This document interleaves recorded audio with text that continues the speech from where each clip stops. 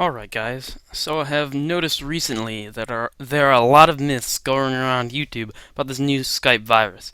I myself have done some deep investigation into it, including browsing multiple forums and asking around my Skype contacts list to around 15 different sources who have had the virus or are currently dealing with having it on their systems. The myths I am talking about are these, quote, solutions to the virus. There are a couple of things you must know about the Skype virus in order to fully comprehend this issue. My estimation of how many people have been or are currently infected with the virus can run as high as 100,000. That may seem completely impossible, but that's my highest guess. So it's no more than 100,000. There have also been 400 reported cases of identity theft, all of which have been linked to the virus as well. And that was just in the month of October alone. With all of that in mind, you can probably tell that the people who are spreading this virus are not amateurs. It isn't some general guy on his home computer. Some random guy on his home computer, that is. With that understanding, we must now delve into the actual nature of the virus in general. Of a virus in general, and then we will take a look at the characteristics of the Skype virus itself. Viruses do not have access to your computer until you download and run the file. If you have simply clicked on one of the infected links and your computer downloaded a zip or exe file, then you are in the clear. But if you downloaded it and then decided it was a good idea to run the file, you may need to take some immediate action to prevent your Skype friends from getting infected and your personal information stolen.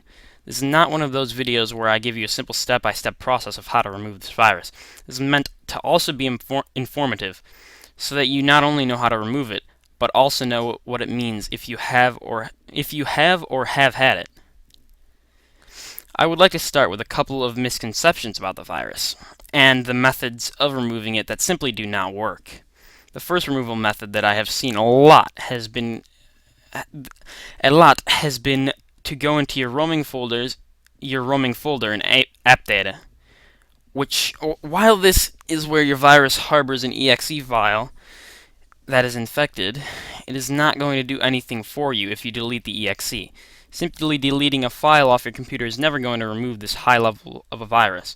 If you have to... God damn it. You have to understand that in order to be 100% sure that you've removed the virus, you have to do a full factory reset of your computer. My second misconception is that you can remove the virus by making a new Skype or re-downloading Skype. To a technically ignorant person, this may seem like a viable option, but to me it's downright idiotic. The file has infected your computer's files, not your Skype account. You won't be removing it by making a new Skype account.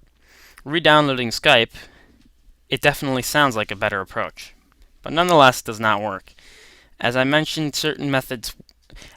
earlier, I have been in contact with many people about the logistics of the virus, and I know that certain methods work and certain methods don't. The only method is a system restore, as of now. Nobody has come up with a solution other than that, which will clear your system of the virus 100% all the time. My third misconception of a lot of the videos on YouTube about the virus so far is that you are not safe even if you have antivirus. And that's kind of backwards there, because most people say, oh, you're like 100% safe if you have an antivirus. So that's not true at all. Almost all viruses employ a type of program called a cryptor.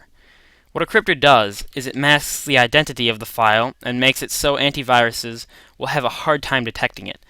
The most recent varieties of the virus that I've scanned, which is October 18th, was when the latest strain of the virus was, have been shown to have a detection ratio of around 1 to 42, meaning that out of 42 different antiviruses that the virus was tested against, only one of the tests came up positive for a Trojan virus.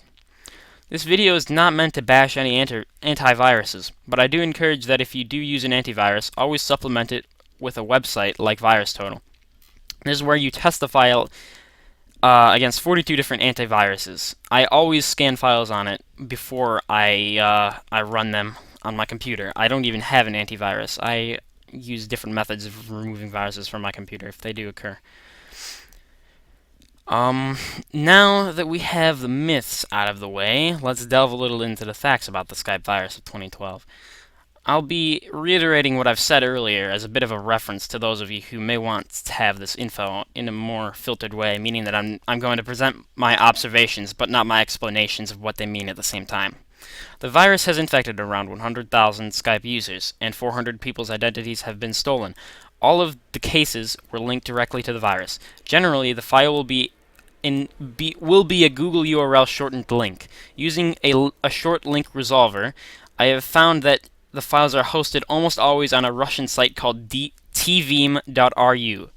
Keep in mind that tvim is not a malicious website. It is simply the best download method for the people who want to get you to download the virus, because it doesn't ask your permission to download the file.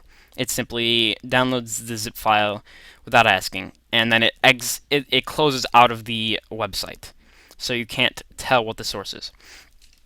The file ranges in size a lot, so don't assume that if it's small or large, that it isn't the file, as a virus crypter can pump up the amount of data in the file to make it seem more legitimate. One key thing that you must know about the virus is that when it infects you, it sends a message to all of your contacts every so often. The times at which you send the links are all global. My friends have reported that they send the virus out to all their contacts at roughly the same time every day, every time it happens. Another observation of mine is that every time you send the link message to someone, it creates an exe file in your roaming folder inside app data. The actual purpose of this exe sent to your computer is not known at this time, but deleting it, as I stated before, will surely get you nowhere.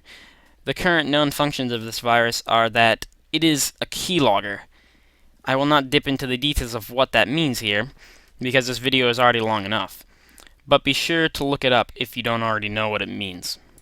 My last tip to you guys is not to be stupid. If something seems off, use your common sense and don't get the virus. If you have already gotten the virus, tried one of the methods and that I called misconceptions, and you are no longer sending messages to your Skype friends, do not assume that you are no longer infected and that the method worked. It could very well be that the deletion of a certain file will disable the program's access to Skype, or what process it uses to facilitate the undetected control of Skype.